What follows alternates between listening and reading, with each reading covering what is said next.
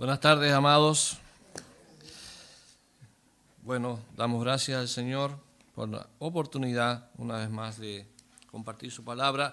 El pasaje que vamos a ver hoy día es capítulo 3 de Jueces, del 1 al 31. Solamente leímos una fracción de este pasaje, no lo leímos todo, pero nosotros invitamos a cada uno de ustedes a que lean Jueces para que comprendan mejor cuando se predique el día domingo. Durante la semana léanlo para que el día domingo tengan un mejor entendimiento de lo que se está hablando. Entonces ese es el llamado que les hago, a que en la semana, por último, próximo domingo, se va a hablar del capítulo 4. Léase al menos el capítulo 4 para que vea de qué se trata después el mensaje. Bien, puse por título La fidelidad es puesta a prueba. La fidelidad es puesta a prueba. Y antes de entrar en el pasaje, una de las cosas que por lo general yo escuchaba desde hace muchos años, tengo 34 años ya en el Evangelio, y en algunos lugares es que cuando uno se enfermaba, una enfermedad podría llamarse que es una prueba, ¿no? Nos decían que, o en algunos lugares, no en todo, obviamente todas las iglesias tienen sus distintas costumbres, doctrinas, enseñanzas, decían que uno se enfermaba porque había pecado. ¿Ha escuchado eso? Tú te enfermaste porque pecaste. Y no es así, hermanos. No es así. Entonces, aclarando la situación, si alguno de ustedes pasa por alguna situación de enfermedad, dolor o alguna prueba específica, no necesariamente por causa de pecado. ¿Ya? Entonces, quería aclarar eso antes de entrar en el texto, porque es importante aclarar de que aquí lo que pasa con Israel sí es por causa de su pecado. ¿Ok? Entonces, vimos el domingo pasado cómo había surgido una generación que no había conocido a Dios. Estuvimos hablando sobre ese punto, ahí en el capítulo 2. Por tal motivo, entonces, de la desobediencia al pacto con Dios, los hijos de Israel se fueron tras la idolatría, adoraron otros dioses y como si fuera poco también se mezclaron con naciones que Dios dijo no te unas. Hay un pasaje que dice no os unáis en yugo desigual con los incrédulos. ¿Okay? Dios no quería que Israel se mezclara con naciones paganas. En el fondo es el mismo, aunque el trasfondo no es el mismo. Por tal motivo se encendió, dice, la ira de Dios. Dios se enojó. Y el Señor los entregó a naciones enemigas para que les sirvieran de castigo por causa de su pecado. Por causa de su pecado. La intención del Señor era que ellos se arrepintieran del corazón. Lo que buscaba Dios es que Israel viera la inmensa misericordia de Dios, todo lo que Dios había hecho por ellos, que lo tomaran en cuenta y se dieran cuenta de su pecado. Que no les gustara pecar. Pero lo único que hacían era clamar y llorar por las consecuencias del pecado, que no es lo mismo, no por haber pecado como tal. ¿Verdad? Los últimos versos del capítulo 2 nos introduce a este tema o a este tercer capítulo. Dice así, verso 20 del capítulo 2. Y la ira de Jehová se encendió contra Israel y dijo, por cuanto este pueblo traspasa mi pacto que ordené a sus padres y no obedece a mi voz, tampoco yo volveré más a arrojar de delante de ellos a ninguna de las naciones que dejó Josué cuando murió, para probar con ellas a Israel si procurarían o no seguir el camino de Jehová andando en él, como lo siguieron sus padres. Por esto, verso 23, dejó Jehová a aquellas naciones sin arrojarlas de una vez y no las entregó en manos de Josué. Dios le tenía preparado naciones paganas que no fueron destruidas, adrede podríamos decir, para que fueran de escarmiento o de látigo a Israel por su dureza de corazón.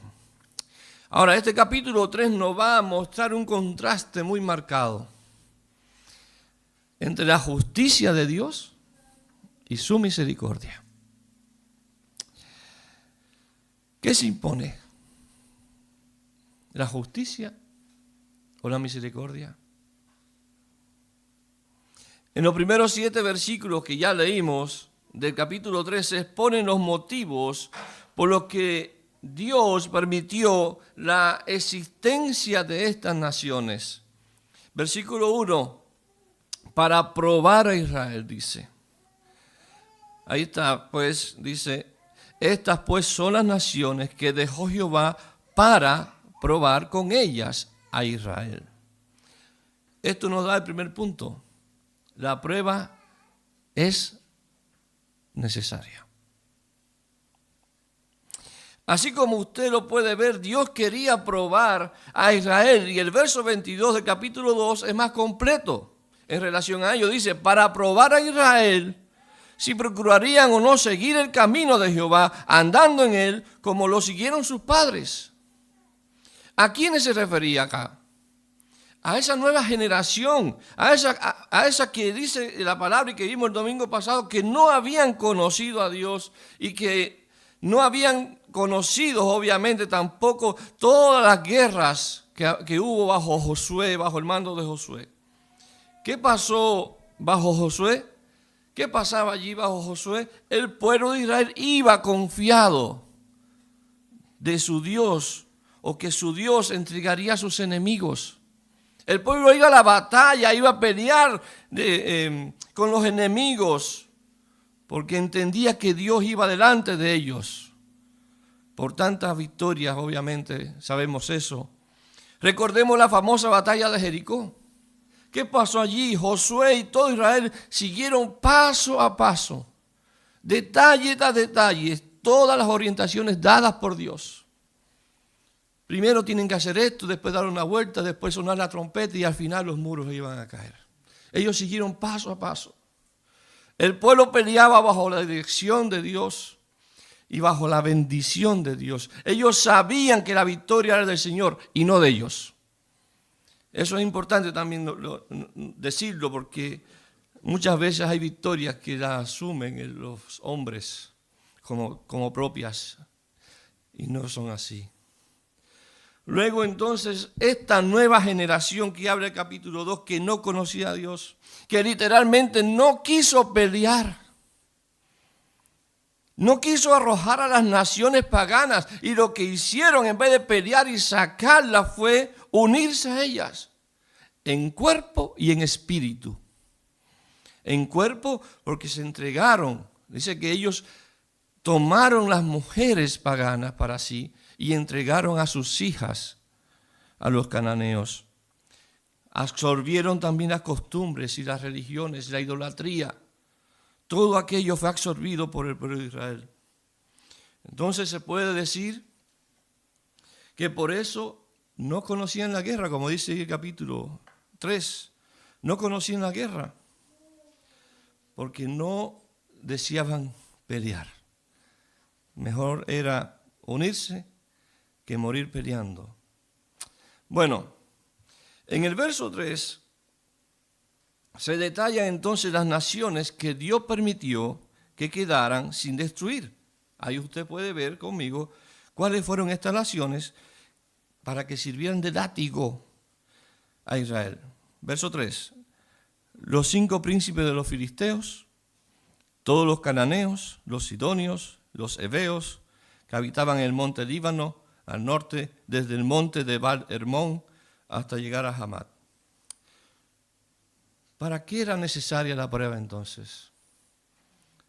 Verso 4. Y fueron para probar con ellos a Israel, para saber, escuche bien, si obedecerían a los mandamientos de Jehová que él había dado a sus padres por mano de Moisés. ¿Te has preguntado, amado, cómo Dios te saca del pecado que ya no te molesta? ¿Puede usted entender cómo Dios sacaba a esta nación de de un pecado o de varios pecados, para poner un solo término, pecado, que ya no le molestaba a Israel. No le molestaba el pecado. ¿Qué pasaba con Israel entonces? Dice que habitaba entre ellos. Da a entender que se habían olvidado de todo lo que Dios les había ordenado, les había encomendado. Dios había hablado claramente con ellos en Deuteronomio, ya lo dijimos, lo leímos una y otra vez.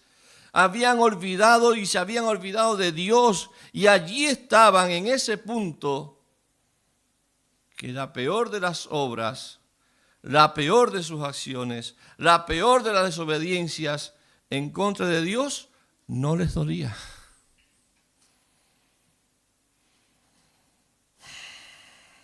Se habían acostumbrado al pecado.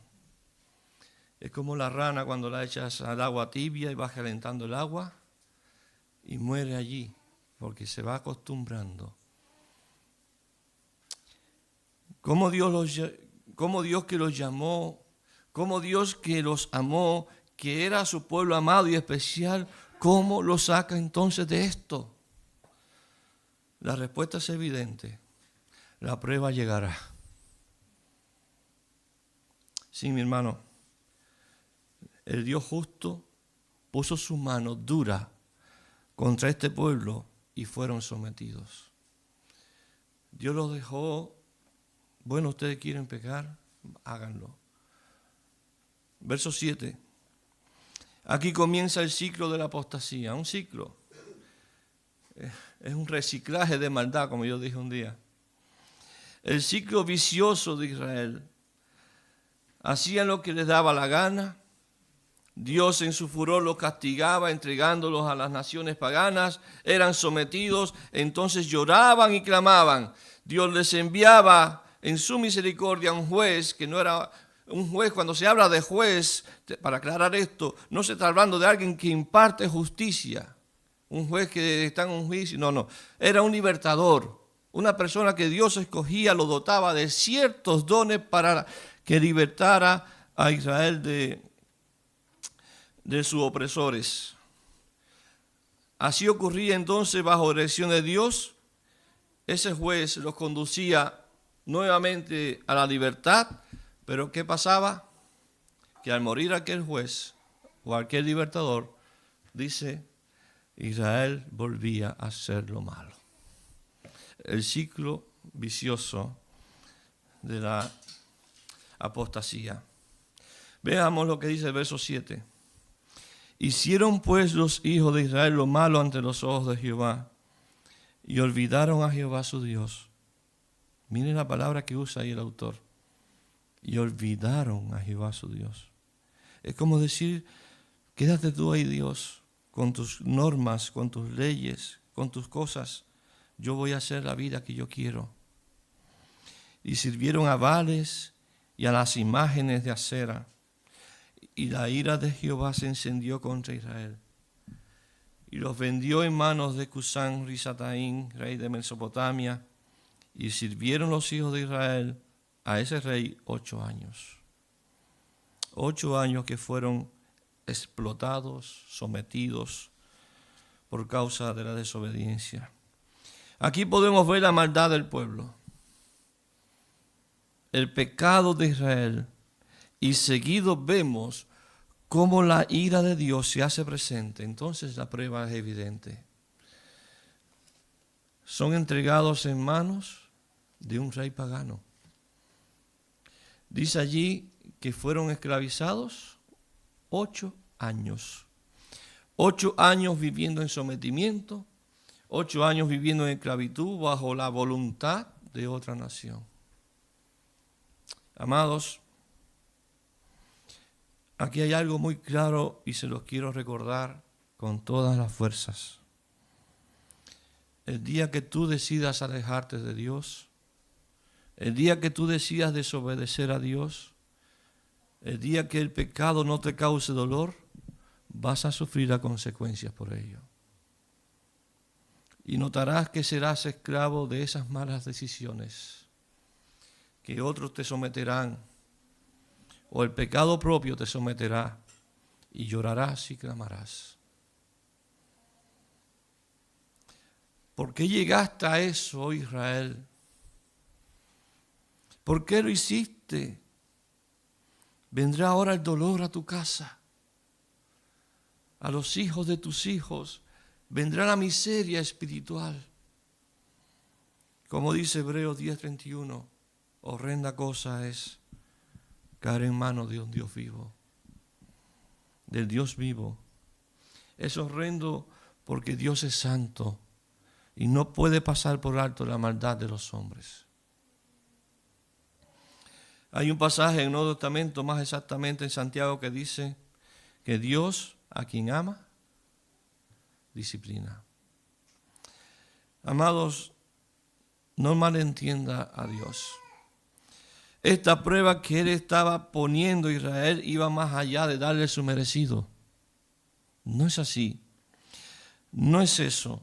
La prueba que Dios pone a Israel es para que aprendan a obedecer, para que se arrepientan de su pecado, para que no vuelvan a Él a pecar, para que dejen el pecado y le amen a Él, al Señor. ¿Cómo demuestro que esto que estoy diciendo? ¿Cómo sé yo que es verdad que Dios probó a Israel no para castigarlos como tal, simplemente, sino para corregirlos? Verso 9. Entonces clamaron los hijos de Israel a Jehová. Y Jehová levantó un libertador, un juez. A los hijos de Israel los libró, esto es, a Otoniel, hijo de Cenaz, hermano menor de Caleb. Y el Espíritu de Jehová vino sobre Israel y juzgó a Israel. Y salió a batalla y Jehová entregó en su mano a Cusán Risataín, rey de Siria, y prevaleció su mano contra Cusán Risataín. Reposó la tierra 40 años y murió Otoniel, hijo de Cenaz. Ahí se responde entonces la pregunta que hice anteriormente. Cuando el pueblo clama, cuando el pueblo llora, cuando el pueblo está en dolor, Él no lo destruye. Él no lo castiga ni los deja a su suerte. Él no los abandona. ¿Cómo se llama eso? ¿Cómo se llama eso que Dios te da lo que no te mereces? Misericordia, gracia. Así es Dios, es justo, pero es tan misericordioso que no lo podemos entender. No podemos entender porque en nuestra maldad lo único que deseamos es ver la destrucción de aquellos que nos han hecho mal. Si usted estuviera en la posición en que se encontraba Dios, no es que usted fuera Dios, sino en la posición que alguien le haya hecho usted daño, que alguien lo haya aborrecido, que alguien le haya desobedecido, que alguien por alguna razón le haya causado mal a su vida, su deseo más intrínseco va a ser la venganza o la destrucción de esas personas. Pero Dios no es así. Dios no. Aunque Israel le fue infiel, Él permaneció fiel a su pacto. Y esto nos abre un segundo punto. La misericordia de Dios por su pueblo. Vimos allí que Dios escuchó el clamor de su pueblo. Le envió un libertador, Otoniel. Es el primer juez que se menciona en el libro. Otoniel era yerno de Caleb. Además de ser el hijo del hermano menor de Caleb, viene siendo así algo como un sobrino. Si aquel caudillo que peleó al lado de Josué, Josué y Caleb, se menciona mucho, aquellos dos hombres, perdió en diversas batallas y de esa familia procedía Otoniel. Allí lo puede ver en el capítulo 1, 12 al 15, no lo voy a leer ahora. Ahora notemos algo muy relevante. ¿De qué manera se manifestó la misericordia de Dios? Vimos la prueba a la que Dios puso a Israel por causa del pecado. Pero vamos a ver de qué manera se manifestó la misericordia aún en medio de ese dolor, de esa prueba. Enumeré algunos puntos. Primero, en el momento de mayor dolor, en momento de mayor esclavitud, en sometimiento, ahí se mostró la misericordia de Dios. Otro momento, en el momento en que lloraron y clamaron. Otro, Jehová levantó un libertador. Entonces ellos estaban en dolor, en sometimiento, clamaron, lloraron, y entonces Dios les envió un libertador. Así es, hermanos, Dios es el centro de lo que allí pasaba. Dios estaba guiando todo como Él quiso, y la opresión, la prueba, el dolor al que estaba siendo sometido Israel duró hasta que Dios quiso que durara. El hombre que Dios llamó, dice allí Otoniel, vino el Espíritu de Jehová sobre él. No era un hombre común y corriente, sin Dios. Y está muy claro, dice allí, que juzgó a Israel, que salió a batalla en contra del rey de Siria y que prevaleció en la batalla. La victoria fue de Dios por medio de Otoniel para librar entonces a Israel. Cuando está la presencia de Dios, cuando Dios elige a sus líderes por misericordia a esa nación, cuando es Dios mediante su Espíritu quien guía a ese líder, entonces Dios trae paz a esa nación. Así se mostró la misericordia de Dios a Israel. Así se explica ahí en el pasaje, directamente en el texto.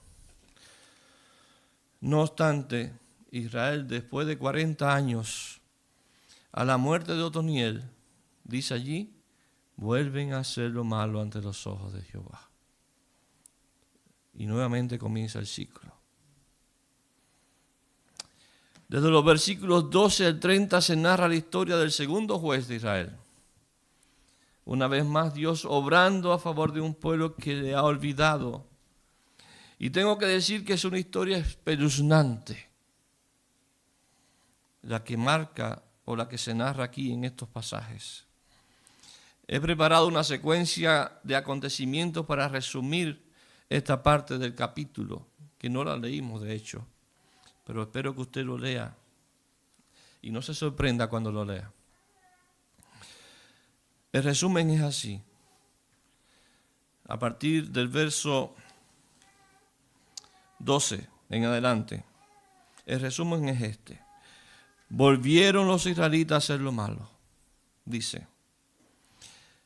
Dios le dio potestad a Eglón, rey de Moab, para que azotase a Israel por rebelarse contra él. Eglón era un rey corpulento y su nombre significaba pequeño ternero. Al parecer era bajo de estatura, pero grueso de compostura, ¿no? Versículo 2. Junto a otros dos reinos, Amón y Amalec. De hecho, los amalecitas fueron acérrimos, junto con los filisteos, acérrimos enemigos de Israel. Se unió este rey a dos naciones más, los amonitas y los amalecitas. Después, estas naciones juntas hirieron a Israel, dice allí la palabra, hirieron a Israel, los derrotaron y tomaron la ciudad de las palmeras. Ciudad de la palmera, Jericó. Sirvieron los israelitas a Eglón, rey de Moab, no 8, sino 18 años. Verso 15. Clamaron nuevamente los hijos de Israel, oprimidos 18 años. Aguantaron harto esta vez. 18 años. Clamaron entonces los hijos de Israel. Dios levanta el nuevo el nuevo juez o libertador, Ahod, de la tribu de Benjamín, que dice curiosamente que era zurdo. Usted lo puede leer. Era zurdo, un detalle que nos da el autor. No distingo realmente, hermanos, ese detalle, por qué se da a conocer esa información. más allá de que pudo ser una estrategia. Pero sí puedo decir que en esos años el ser zurdo era un problema. Y era considerado, aquellos que eran zurdos eran considerados discapacitados. No se pongan ustedes preocupados que no estamos en esos tiempos. No se preocupe de eso. Pero eran tan así que los que eran zurdos los enseñaban obligatoriamente a pelear con la derecha. Sí o sí. Tiene sentido el verso 16. Conociendo esto que le estoy diciendo que era zurdo. ¿Por qué? Todo guerrero en Israel peleaba con la espada en su mano derecha. Todo guerrero. Ese era el símbolo de poder. Asimismo, se habla de la escritura de la diestra de Jehová. ¿Ha escuchado esa palabra? La diestra de su justicia, la diestra de Jehová. Eso habla del poder de Dios. La diestra. Símbolo de poder. Entonces, de repente, aquí hay un zurdo. No son los zurdos de la época de hoy. Y dice que su espada de 2 filos fue ceñida debajo de su vestido a su lado derecho. Era al revés, porque el guerrero, voy a salirme del micrófono un poquito, tomaba su espada y la guardaba en su lado izquierdo. Ahora se la escondió debajo de su vestido en el lado derecho, porque era zurdo. Entonces, es algo que cuando un guerrero o un enemigo veía a un guerrero del bando contrario, veía siempre su espada, ¿dónde? Acá. Visible. No sucedió así con Ahot, ¿ya? Y usted va a ver más adelante el porqué de aquello. Ahora, entonces de repente hay un zurdo y dice que su espada de 2 filos fue ceñida debajo de su vestido a su lado derecho, a la inversa. Nadie sospecharía de que esa espada estaba ahí. ¿Ok?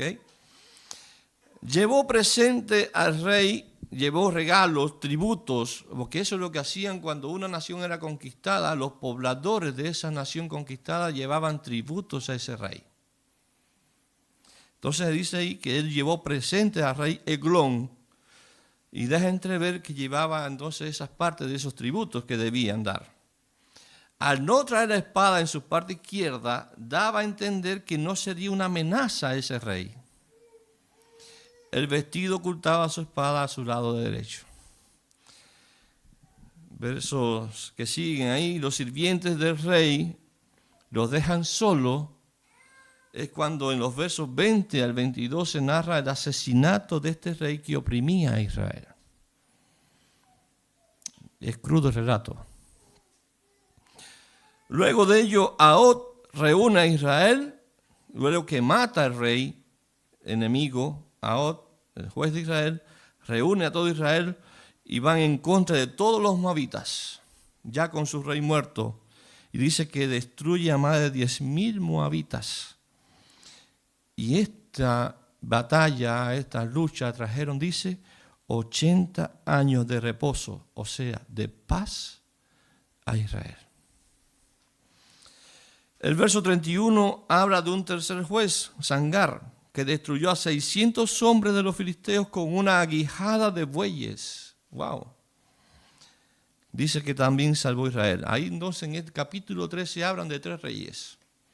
Otoniel, Ahot y Sangar. Sangar no se explica nada más de este hombre. ¿Qué nos ha enseñado entonces esta historia al día de hoy? Amados, Dios pone a prueba la fidelidad y la obediencia de sus hijos. Sí, aunque, como dije al principio, no necesariamente una enfermedad es causa de la prueba de Dios, pero sí, tal como Job, muchas veces somos probados. Y como dice Santiago, que cuando nos encontremos en diversas pruebas, no os sorprendáis cuando nos encontremos en diversas pruebas, porque la prueba de vuestra fe, dice, produce paciencia. Como pudiste ver, Dios dejó que otras naciones azotaran a Israel. Él lo permitió. Así como muchas veces permite cosas en nuestras vidas. No porque Dios quería el mal para Israel. Fueron los israelitas los que decidieron, escuche bien este término, decidieron hacer el mal ante los ojos de Dios. Los hijos de Dios, el pueblo de Dios, no puede existir ni prevalecer sin Dios. No pueden dejar a Dios por otros dioses, no pueden convivir con las mismas costumbres paganas que los demás. El pueblo de Dios ha sido llamado a ser un pueblo santo, un pueblo separado para Dios. Un pueblo santo es lo que significa eso, escogido, separado para Dios. El Señor no puede convivir con el pecado del pueblo. No puede convivir con el pecado. El pecado tiene su retribución, su pago, su consecuencia. ¿Cómo aplico entonces esto a mi vida? ¿Cómo lo aplicas tú a tu vida? Israel se fue tras dioses ajenos y se mezcló con los paganos, entregando sus hijas y viceversa. ¿Cuántos dioses tienes en tu vida que provocan a ira a tu Señor? Quizás para ser un poco práctico, quizás usted no tiene una estatua de Baal o de Acera en su casa o de Astarot. No tiene ningún toro de bronce o de oro tallado. No tiene una escultura. Pero en su corazón hay tantas cosas. Hay tantas cosas que pueden considerarse dioses o ídolos delante de Dios. Piensa allí. ¿Cuántos dioses tienes en tu vida que provocan a ira a tu Dios? Mira allí en lo más profundo de tu corazón, donde solo tú y Dios saben.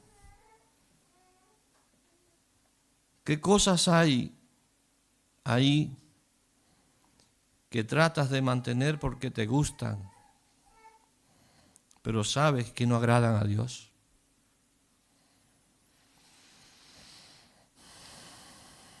Las consecuencias del pecado son lamentables, amados.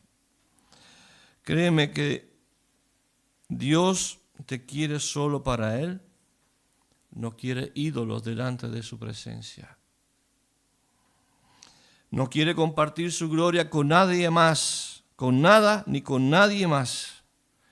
Si tú eres su hijo, de alguna manera te lo hará saber, aunque sea que tengas que pasar por las pruebas más duras en tu vida. Aunque tengas que pisar fondo, aunque tengas que llegar a una prueba en la cual tengas que clamarle y llorar por angustia, como lo hizo Israel. ¿Qué dice usted? ¿Que Dios es amor? Sí. Pero también es fuego consumidor. La misericordia de Dios, el amor de Dios, nunca lo podremos separar de su justicia. Es amor, es misericordia, pero es un Dios justo. Aunque te tengo buenas noticias, aunque lejos de Él estés, ciertamente Él ama a su pueblo, a sus hijos, no te va a dejar, no te va a abandonar, aunque sea que te haya puesto en la más dura y cruda de las pruebas. De lo más profundo te sacará, te extenderá su poderosa diestra y te sostendrá. Tal como hizo con Israel, Dios te envía un libertador. Ese libertador es diferente a esos jueces que, si bien fueron usados por Dios, eran imperfectos. El libertador que Dios te ofrece fue perfecto. 100% humano, 100% Dios. Su nombre es Jesús. Él te libra de tu maldad porque Él pagó un enorme precio por tu pecado, por tu maldad, por tu desobediencia. Sí, Dios te pondrá a prueba, pero créeme que su inmensa misericordia te acompañará siempre. Jesús, tu libertador, tu salvador, murió, pero su muerte fue solo por 3 días. Él resucitó, se levantó de los muertos para que la paz de sus hijos no dure 40 u 80 años, sino que dure para siempre. El pago por tu paz y con su resurrección da vida eterna a todos los que en Él creen. La palabra de Dios es clara. Por cuanto todos pecaron, están destituidos de la gloria de Dios. Eso es separación eterna de Dios. Mas la dádiva de Dios, el regalo de Dios, es vida eterna en Cristo Jesús. Créeme, amigo y hermano, crean que nosotros no somos diferentes al pueblo de Israel. No somos mejores, no somos distintos, aunque no tengamos estatuas en nuestras casas. No somos diferentes a ese pueblo de Israel. Pueblo que se olvidó de Dios, que le defraudó, que le abandonó y que le desobedeció una, otra y otra vez. ¿Puedes verte así?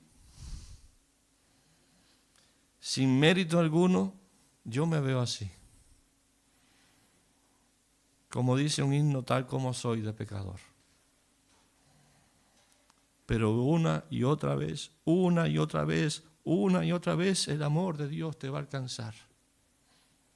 Su misericordia te acompañará, aunque lejos de Él estés, porque eres su hijo y te ama profundamente. Te va a castigar, te va a doler, pero créeme que con el amor de Dios,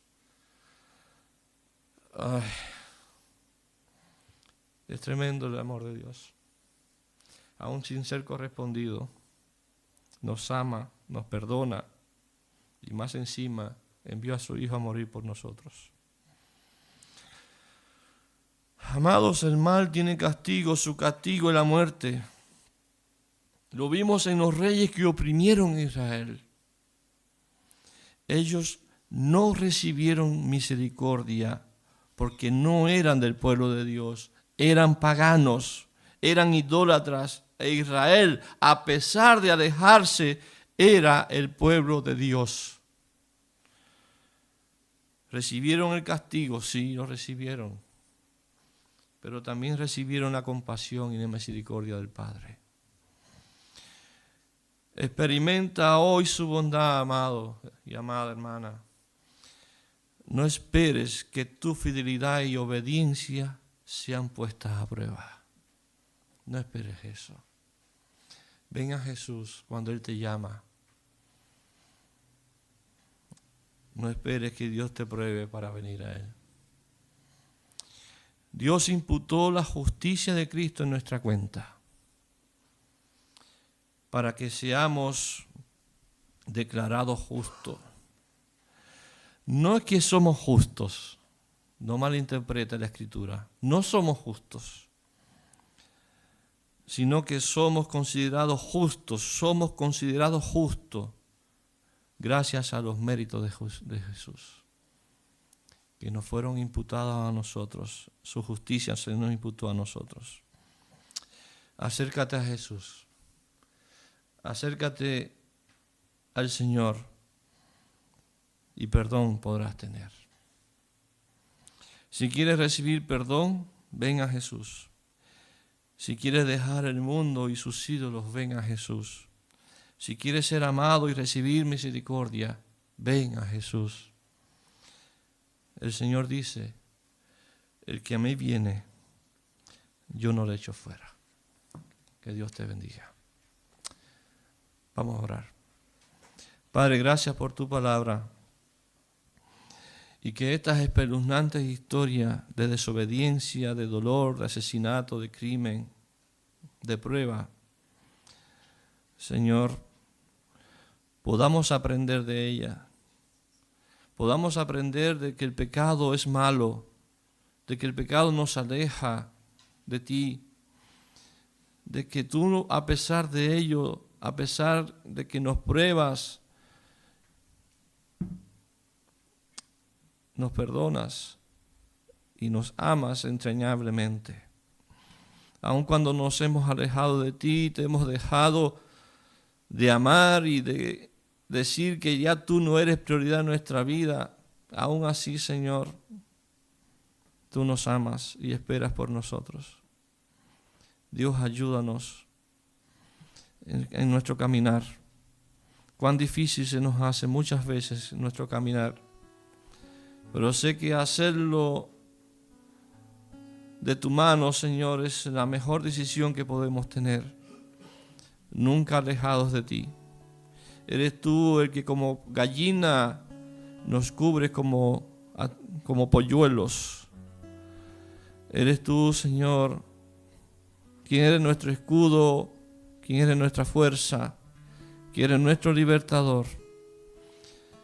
Señor, ayúdanos a reconocer siempre nuestra debilidad, nuestra decadencia, nuestra pobreza espiritual, que aunque no somos lo que quizás deseamos ser, Señor, tú nos ayudes en acercarnos y en ser más como Cristo fue. Ayúdanos a entender, Señor, la prueba que nos permites vivir. Ayúdanos en medio de ella. Fortalece a tu pueblo, a tu iglesia, a la IBI, aquí presente a cada hermano, Señor, a los ausentes en el día de hoy. Que tu bendición, tu misericordia también sea con ellos. Ayuda a nuestra familia que se ha alejado de ti, a nuestros hijos, nuestras parejas, cónyuges, familiares directos o indirectos, Señor, que tanto amamos. Les vemos lejos de ti, Señor. Oramos para que tu inmensa misericordia también les alcance a ellos. No deseamos el mal para sus vidas, deseamos que vuelvan ante ti. Que tu misericordia les acompañe, Señor, que tú les guardes y les cuides hasta que ellos puedan verte nuevamente. Y cual hijo pródigo, Señor, volver al Padre que tanto le ama. Al Padre amoroso.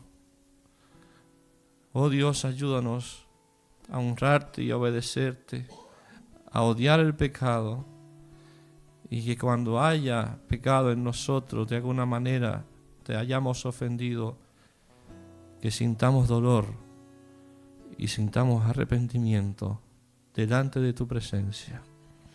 Dios mío, bendícenos y que podamos caminar contigo ahora y siempre, honrando tu nombre, tu santo y bendito nombre. Gracias, Señor. En el nombre de Jesús. Amén.